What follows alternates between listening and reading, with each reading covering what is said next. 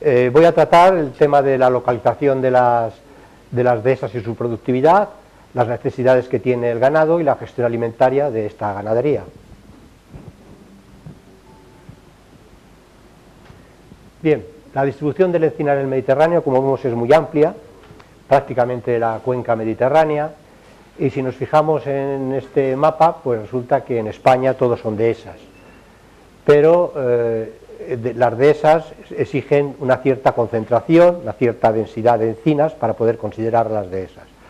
En consecuencia, este primer mapa lo que nos indica es que en España hay muchos ecosistemas donde convive la encina con otro tipo de flora botánica.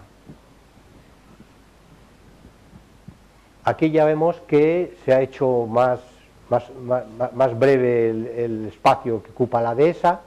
Como veremos, tiene multiplicidad de factores para considerar lo que es una dehesa, pero en líneas generales la definición fundamental es que se trata de un ecosistema que ha sido modificado por el hombre, un bosque más o menos concentrado de encinas o del género Quercus, que hay más de 50 especies botánicas, pues que el hombre ha aclarado para producir más pasto, y entre los árboles y el pasto es lo que da la concentración alimentaria de la dehesa. Bueno, quisiera referirme, el profesor Daza ha hablado del clima, ha hablado del tipo de suelo, las condiciones generales, con lo cual me ahorra el hablar de ello, pero sí quisiera, para ver la importancia que tiene la dehesa, hablar de otros puntos, otros objetivos o bajo otros puntos de vista.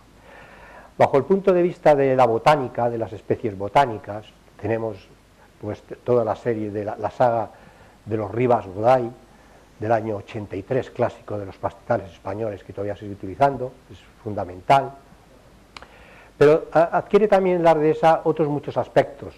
Por ejemplo, en los aspectos de la producción botánica, ya no solamente bajo el aspecto botánico, sino productivo para la alimentación de los animales. Aquí tenemos obras pues como la del profesor Vera y Vega, ya fallecido, don Alfonso, del catedrático de la Universidad de Córdoba, que aunque es antiguo, tiene más de 40 años, pero es muy aprovechable siempre que se tengan en cuenta que estamos pues 40 años después.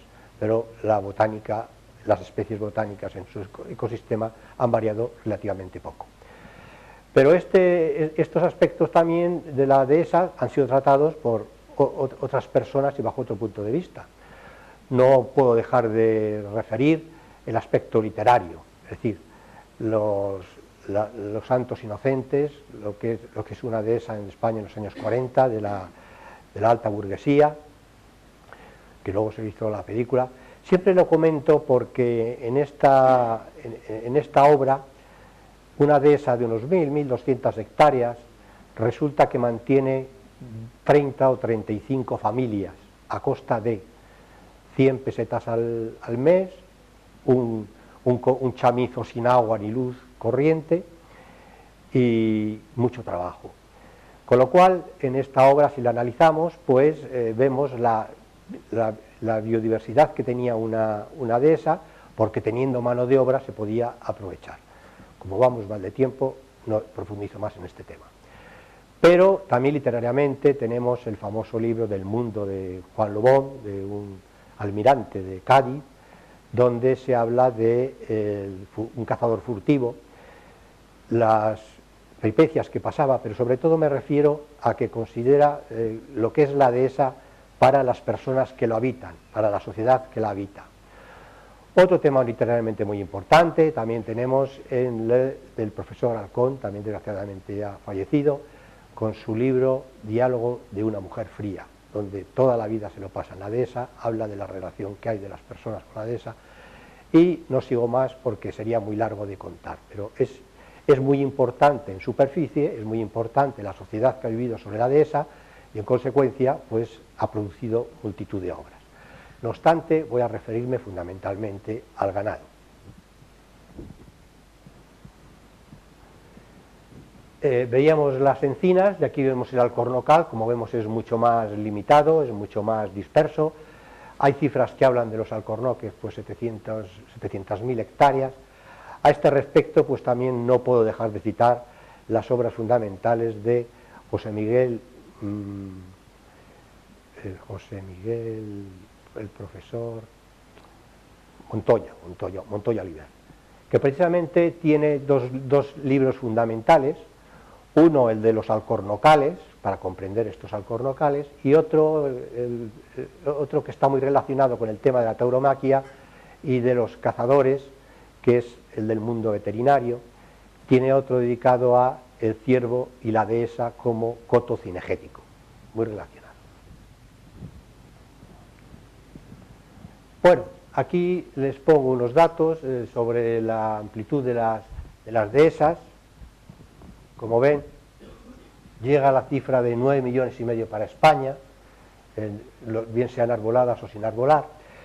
Y aquí la primera objeción que debo de hacer es que cuando se habla de una dehesa, lo que hay que aclarar es qué se considera una dehesa. Porque en esos 9,5 millones de hectáreas, es decir, prácticamente el 20% de la superficie española, se considera dehesa. Y en estas dehesas están incluidas pues unas plantaciones regulares de encinas,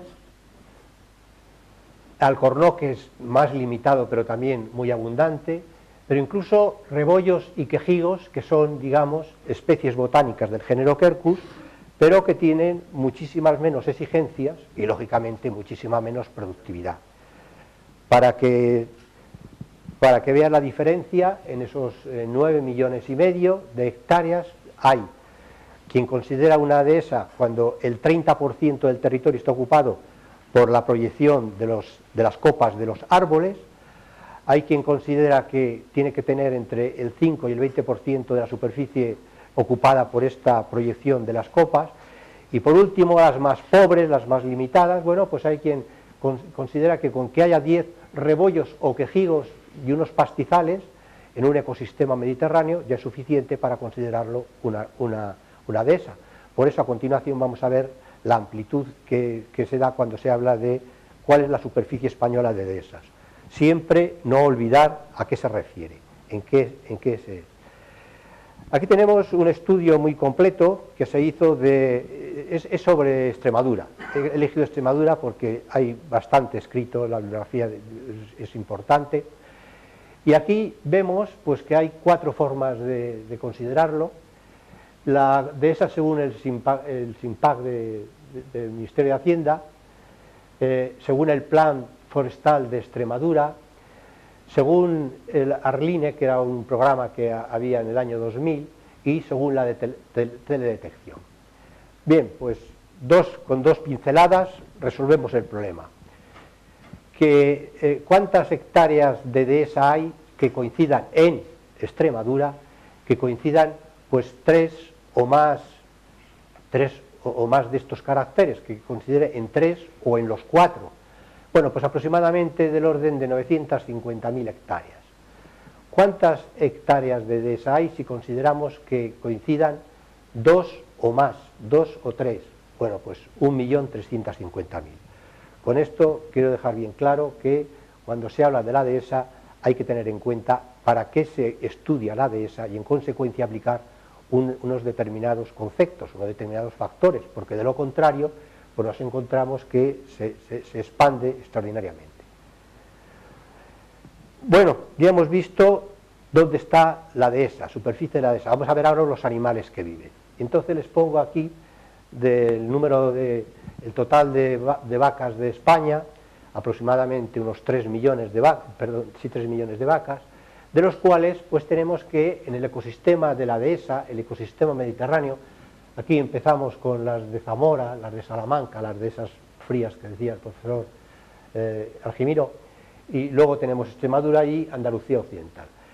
De este 1.060.000 vacas, las 60.000 estas son de leche, son de los cinturones lecheros de los grandes centros urbanos. Prácticamente 1 millón de vacas de carne vive en esta dehesa del ecosistema mediterráneo, de las cuales están incluidas pues prácticamente todas las vacas de lidia, porque según los últimos datos aquí tenemos más del 90% de las vacadas de lidia de España. ¿Y esto no es el ecosistema mediterráneo? Pues claro que lo es. Lo que ocurre es que está muy degradado, tan degradado que cuando estudiamos en en el ganado vacuno, desde Málaga hasta Irún, esto le llamamos el vacío oriental, porque aquí hay muy pocas vacas. Hay los pastos de montaña del Pirineo, hay la Sierra Morena, la Bética y la Penibética, sistema ibérico y el sistema central. Pero aquí lo he centrado en la parte occidental del sistema central, donde estas 400.000 es el total de vacas que tenemos en los pastos alpinos, porque aquí no hay más de 200.000, las otras 200.000 está lo que acabo de indicar. Pero las dehesas no comparten solamente el ganado bovino, sino que también sustentan del ganado ovino. Y como ven, en las dehesas tenemos 5 millones, esto se refiere a las ovejas que ya han parido, a reproductoras, que hasta hace 3 años teníamos los 18 millones, ahora nos aproximamos a los 16, algo menos de 16. Bueno, pues aquí en la dehesa hay 5 millones de reproductoras. Y no les he puesto el total de ovino porque no es representativo, porque así como aquí están muy claras dónde están las ovejas, dónde están las madres, si vemos dónde se crían los corderos en los cebaderos intensivos una vez que han sido destetados, veríamos que es en el triángulo del este, es decir, Cataluña, Aragón y Valencia, veríamos que es donde están, y por eso, como no viven de la dehesa, no viven de la base forrajera, de la base territorial forrajera, sino de los piensos compuestos, por eso he puesto solamente a las reproductoras. Podía haber puesto también el ganado porcino, pero bueno, todos sabemos que el porcino ibérico de bellota, su único lugar es la dehesa. Bueno, ya hemos visto dónde se encuentra, cuánto produce la dehesa. Y he empezado con una utopía. Una utopía porque hay autores que consideran que una dehesa puede producir en materia seca el doble que la lluvia que recibe. Por eso en el Candeleda, donde hay dehesas espectaculares, donde el clima es muy específico, se obtienen productos subtropicales incluso, el caqui por ejemplo. Bueno, y entonces pues la pluviometría es de unos 1000 litros por metro cuadrado y año, y puede llegar a 2000 unidades forrajeras leche, es decir, medida energéticamente. Pero aquí pongo en antecedente de que esto es una utopía. ¿Que hay alguna que lo produzca? Pues sí, pero me sobran dedos. Es mucho más corriente las producciones que vamos a ver a continuación. Esta es una buena dehesa, o sea, una dehesa mediana serían 500 o 600 unidades forrajeras leche por año, hectárea y año, y estas son 900, es decir, esta es una bastante buena. Pero la he puesto para que vean, aquí se pone las unidades forrajeras leche que se producen mes a mes. En la otra lo veíamos un poco difuminado con la curva, y aquí al ver los escalones pues vemos la gran diferencia que hay. Y aquí les resalto las características que tiene la dehesa. Y la principal característica, como el ecosistema mediterráneo, es que la máxima producción se obtiene en 3 o 4 meses de primavera, final del invierno y la primavera. Porque una de las ventajas que tiene la dehesa es que el invierno es bastante suave y por lo tanto encuentran algo que comer, y aquí no hay que olvidar la montanera del género Quercus que hemos visto anteriormente. De esas 900, 150 son de las bellotas de la montanera.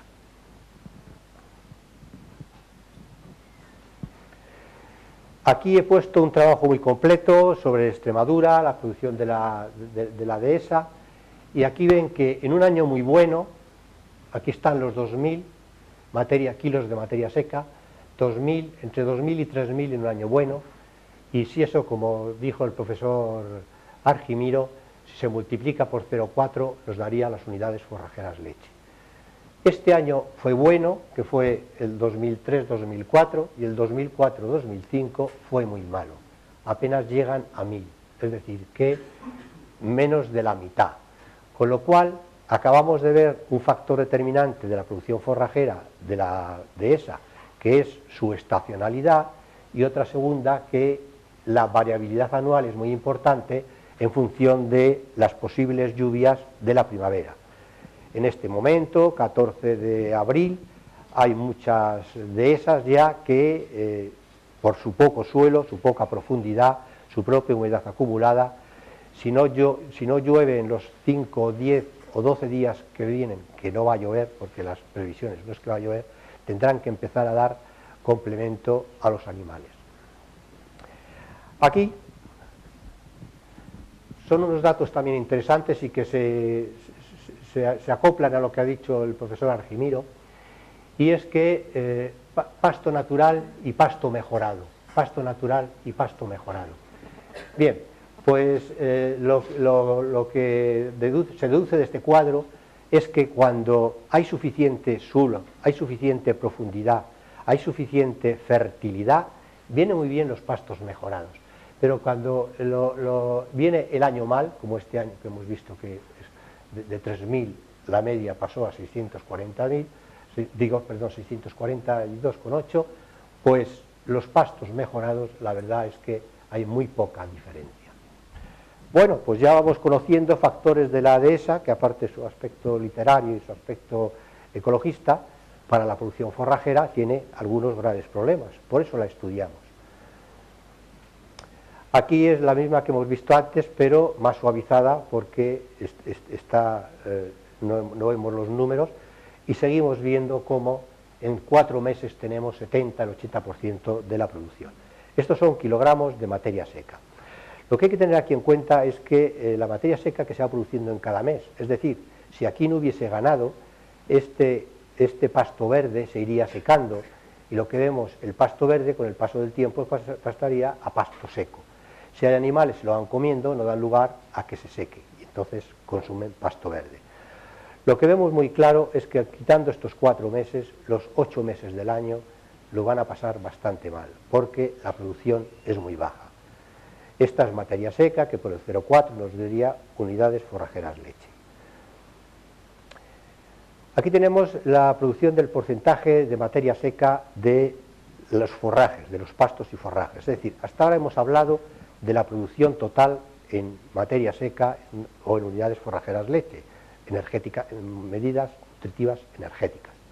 Bien, pues aquí vemos que al principio se utilizan las gramíneas, fundamentalmente los cereales, puesto que cuando se cultivan para acompañar, para ayudar a la dehesa, gran parte son cereales, incluso para al final si viene la primavera, al final de la primavera seca, pues conviene tener algunos cultivos que por tener el suelo más profundo son más importantes, tienen mayor productividad e incluso lo consumen en verde, sobre todo pues cuando se junta la cebada, el centeno o la avena y el centeno. Bueno, pues lo que nos enseña este cuadro es que cada vez cuando la planta es más joven, pues tiene más agua y menos materia seca. Y a medida que pasa el ciclo vegetativo, llegamos hasta la fructificación, hay mucha más materia seca. Es decir, que a los kilos de un mes determinado le aplicamos este porcentaje de la materia seca y sabemos qué es lo que van a aprovechar, el resto es agua. Por eso muchas veces los ganaderos son un poco reticentes a entrar pronto en los pastos jóvenes, porque si espera un poco tiempo aumenta la cantidad. Pero lo que queda bien claro es que disminuye la calidad en cuanto a la materia seca, que es la que nos va a dar fundamentalmente su valor forrajero, es decir, la proteína y la energía. Esto no tiene nada que ver con el que hemos visto antes en verde, que por cierto este trabajo es del profesor Daza, como ven, una modificación del profesor Daza del año 1999. Porque ha estudiado en muchos de sus trabajos la dehesa. Bueno, aquí ven claramente que por una parte subía la materia seca, pero por otra parte la energía de esta materia seca era cada vez menor. Por eso el profesor Daza decía que si multiplicamos por 0,4 nos daría un valor aproximado. Bien, aquí nos sale un poco más alto porque empezamos a consumir el pasto desde el principio y por lo tanto aquí tiene un valor de 0,8, 0,75, 0,65 y a medida que avanzamos el ciclo vegetativo pues va disminuyendo. Esto sería el caso de un cultivo, como hemos visto, de cereal, por ejemplo de cereal de invierno, que tenemos un ciclo largo. Pero lo normal es que los pastos naturales, los pastos de las especies botánicas naturales, según van creciendo, se van consumiendo y, en consecuencia, no llegamos a estos valores tan bajos hasta que no lo consumimos como pasto seco.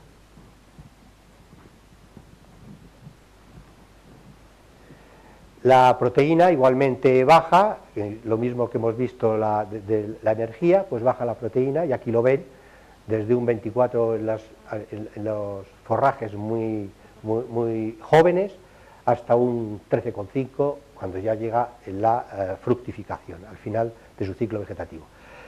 Esto que hemos visto en las gramíneas, en estos cereales, las especies botánicas silvestres, pues el ciclo es mucho más corto, por lo tanto antes florecen, son consumidos y vuelven a rebrotar.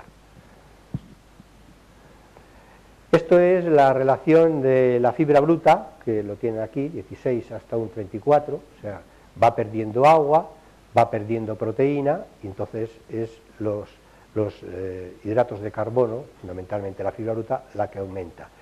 Y aquí tenemos una separación entre la fibra neutrodetergente, que es la más fácil de digerir, y la fibra ácido detergente, que es más difícil de digerir, incluso alguna parte es totalmente indigerible.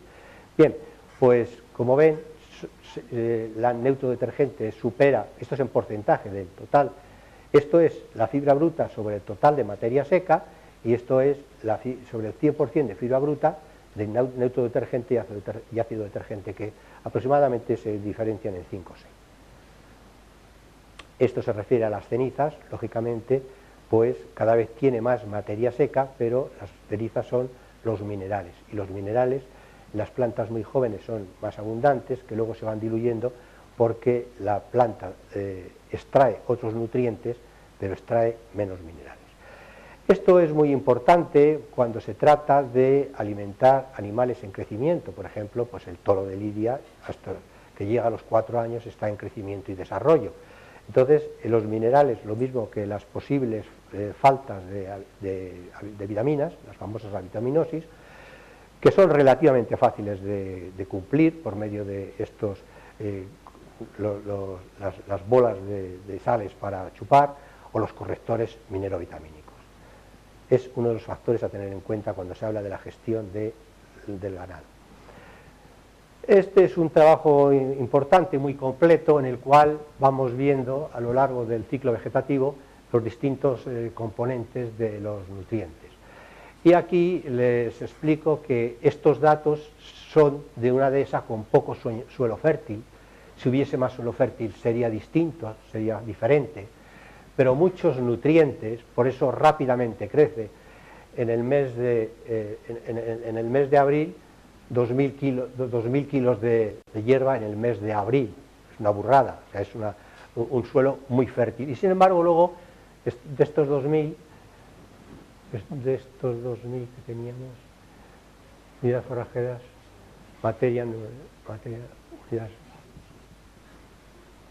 unidades forrajeras de leche por hectárea y mes. Ah, bueno, sí, que es que no son en mes, estas son por mes. Estamos aquí, en esto que es por mes.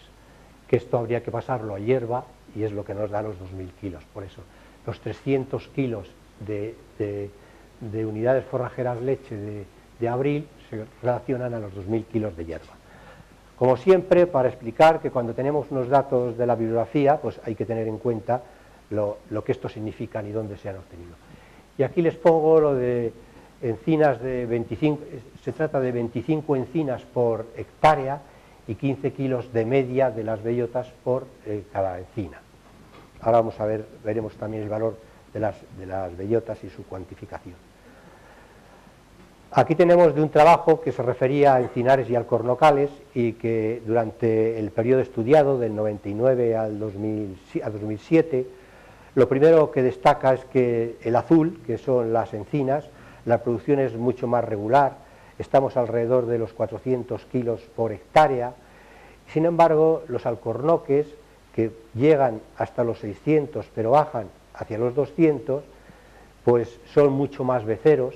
Claramente, un año muy bueno son dos malos, un año bueno dos malos, un año bueno el primero de los malos. Esto en cuanto a kilos por hectárea. Lo mismo que hemos aplicado a la hierba, el 0,4 de media de todo su ciclo vegetativo por unidades forrajeras leche, para las bellotas exactamente es lo mismo, 1 kilo de bellotas, 0,4 unidades forrajeras leche. Así sabemos la cantidad de energía que nos proporcionan estas bellotas.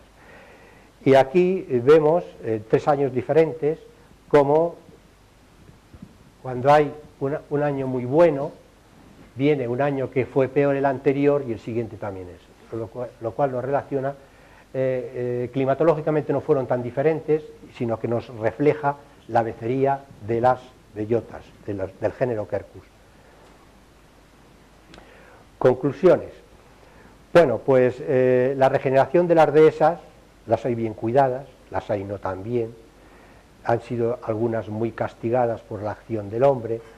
En general se han cortado demasiados pies porque se busca más el pasto que la bellota. Si es para el porcino conviene más bellota que el pasto, pero para el vacuno y el ovino no tanto así. A este respecto les diré un dato, no he metido el porcino porque es una especie que últimamente no doy, pero sí sigo teniendo relación con la producción porcina, y les diré que las bellotas donde más rinden es con el porcino, 6 veces más que en el vacuno, y el ovino 3 veces más que en el vacuno.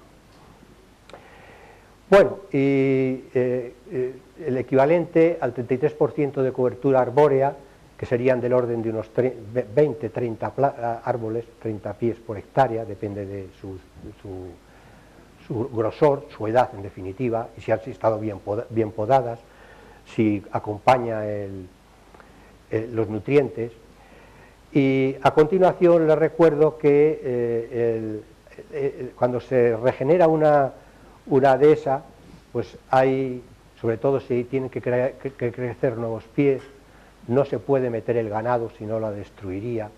Y entonces lo que sí se pueden acoger estas dehesas, si la legislación lo permite, que hay planes para ello, y es lo que le recuerdo, el abandono de las tierras agrarias. Lo mismo que se dieron primas por no cultivar, se dieron primas por abandonar determinadas tierras marginales, pues esta regeneración de las dehesas también se puede acoger a este abandono de tierras agrarias. Y esto lo relaciono con, hemos visto que es muy rica en biodiversidad, hemos visto que es muy importante en superficie, y si ahora vemos que se pueden regenerar y seguir cobrando primas por mejorar el medio ambiente, estamos hablando de la nueva PAC, la PAC de después del 2015, en la cual gran parte de las primas de la producción se pasan al desarrollo rural, y este desarrollo rural se refleja en unas buenas dehesas que mantengan la calidad de vida de la población en el medio agrario.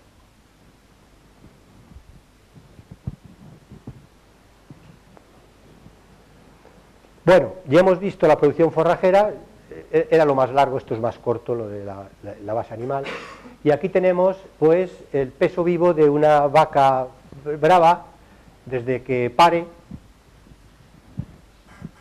Al parir pues baja el peso, pues todos los 50, 45, 50 kilos que puede pesar el ternero con las envolturas y las bolsas fetales, y entonces está relacionado, está hecho el experimento en febrero, marzo, abril, mayo, y el contenido digestivo, como ven aquí, es muy amplio, porque son productos muy digestibles, son productos muy palatables, muy apetecibles, y entonces come gran cantidad de hierba, y a medida que la hierba se perjudica, su valor nutritivo pues tarda más en pasar, y resulta que entonces realmente come menos. Aquí es el feto, el último tercio de la gestación, cuando tiene importancia. No es que los 2 primeros tercios haya que abandonar a la vaca, los 2 primeros tercios de gestación lo que necesita la vaca es un equilibrio alimentario, pero en el tercer tercio sí que necesita nutrientes para el feto y los anejos, que haciendo cálculos respecto a las vacas de carne y la vaca brava, me sale aproximadamente pues 1,1 unidades forrajeras leche de media a los 90 últimos días de la gestación. Y aquí están las reservas corporales, en grasa fundamentalmente. Aquí sube, bueno, dice, pues hemos dicho que esto es la primavera, que tiene mucha alimentación, ¿por qué bajan las reservas corporales? Porque está produciendo leche. Y entonces no es suficiente muchas veces el pasto que consuma, aunque sea abundante, y por eso pierde la grasa, que lo va a recuperar a medida que produce menos leche, porque el ciclo, el modelo de lactación, ahora lo veremos, pues es el clásico de las hembras mamíferas lecheras. Y aquí tenemos pues la masa corporal, sería, quitando el contenido digestivo y las reservas corporales, lo que es el esqueleto y los tejidos musculares. Bueno, esto es de un trabajo muy interesante, donde ven, aquí está la producción forrajera y arriba tienen la línea continua, son las necesidades, y la línea discontinua son el ideal de las necesidades. ¿Qué es lo que vemos en este trabajo? Lo ideal sería que las necesidades se adelantasen un poco y luego al final del verano, en el mes de septiembre, cayesen brutalmente, porque ya tiene poco que comer, hay que darle complementos. En las grandes explotaciones pues pueden aprovechar, por ejemplo, se aprovechaban las rastrojeras y demás, pero las pequeñas explotaciones no tienen esta posibilidad. Y aquí está el ciclo de la paridera, los 3 meses de paridera, la cubrición, pues como decía el profesor Argimiro, pues el anestro posparto, y yo estoy con él, lo de los 30 días me parece cortísimo, por lo pronto serían como 55 o 60 por lo menos.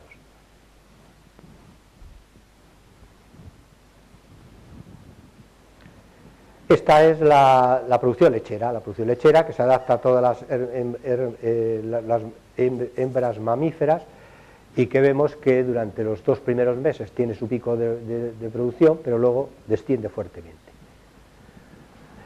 Aquí tenemos, hasta ahora hemos visto la vaca, vamos ahora a relacionarnos con el ternero, y aquí vemos el crecimiento del ternero desde que nace, no se parte de cero, se parte de los 18, 20, 22 kilos que tiene al nacer, y cómo va creciendo con el paso del tiempo. Estos son 3 años, son 36 meses, y aquí lo que hay que destacar es que esta curva sigmoidea, al principio la concavidad está hacia arriba porque los crecimientos son proporcionalmente crecientes. Aquí tendríamos, hacia la mitad, tendríamos el punto de inflexión, y aquí la concavidad va hacia abajo. Son crecimientos proporcionalmente decrecientes. Esto lo he pasado al primer año para 3 tipos de genotipos, es decir, para animales seleccionados para producción de carne, como puede ser un limosín, un charolés, una buena rubia gallega, una buena asturiana de los valles, un mestizo, a continuación un mestizo de una raza autóctona con un macho mejorante, y luego tenemos una raza autóctona en la cual, esto es para razas de carne, habría que aplicarle el coeficiente de aproximadamente reducirlo en 0,4 porque es mucho más lento.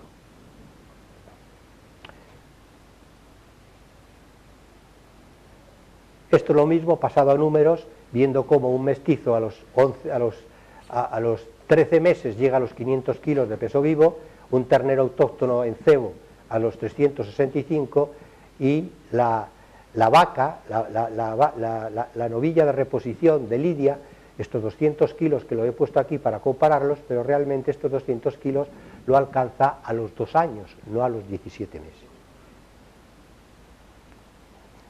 Esto es, a medida que hemos visto el mayor peso vivo, va cambiando porque los tejidos, el grado de madurez de los tejidos es diferente, es de todo el mundo conocido, las famosas curvas de Hammond. el nervioso, el tejido óseo, el muscular y el graso. Aquí, como estamos en animales autóctonos y de madurez tardía, es este este no nos vale porque este es para precoces, este es para tardíos y bajo nivel alimentario. Aquí hay que decir que el bajo nivel alimentario no puede superar la posibilidad de recuperar lo que ha perdido cuando la alimentación es abundante. Bueno, aquí tenemos los incrementos ya hechos para el ternero, desde que nace el ternero de Lidia, desde que nace hasta que va a la plaza, cómo van variando la ganancia media diaria, que ya hemos visto que al principio es proporcionalmente creciente y luego proporcionalmente decreciente. Aquí está la ganancia media diaria ya del profesor Caballero de la Calle, es un catedrático de Ciudad Real, y cómo va bajando y al final sube, porque dirán, bueno, pero no decíamos que los tejidos tenían distinto grado de madurez, pero es que a partir de aquí interviene la grasa en gran manera y por eso es por lo que sube la ganancia media diaria.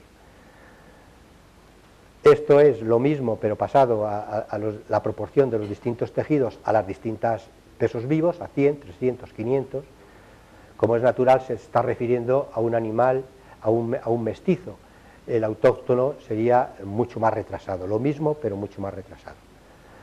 Y aquí el nacimiento a los 300 kilos y a los 600 kilos, como la composición tisular.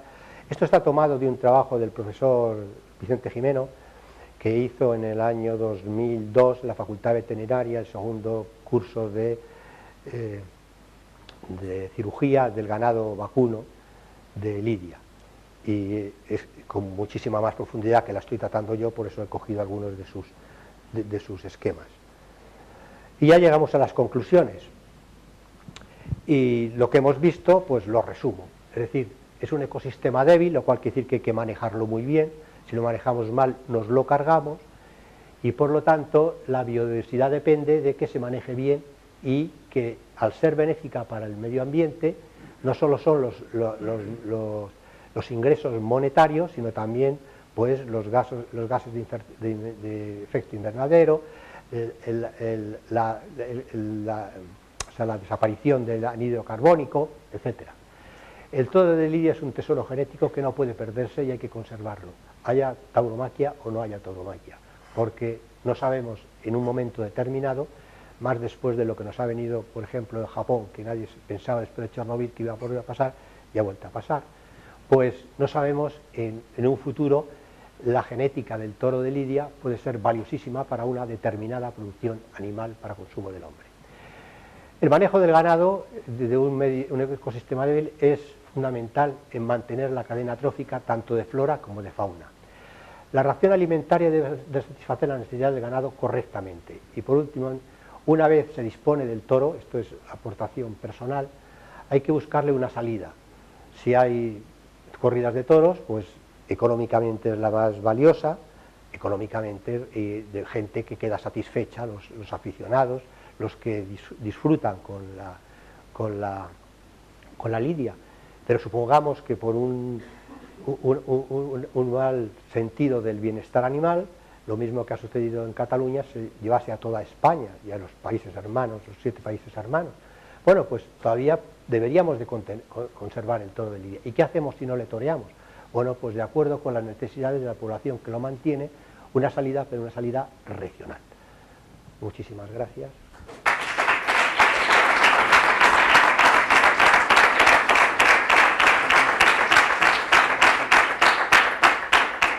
Bueno, pues si hay alguna pregunta, alguna aclaración, encantadísimo.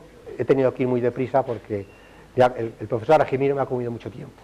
Muchas gracias, Ángel. Como tú muy bien has señalado, vamos un poco con el tiempo apurados y me dice el profesor Purroy, paramos 4 minutos para que vayamos al servicio y seguimos ya con el profesor Purroy, si os parece.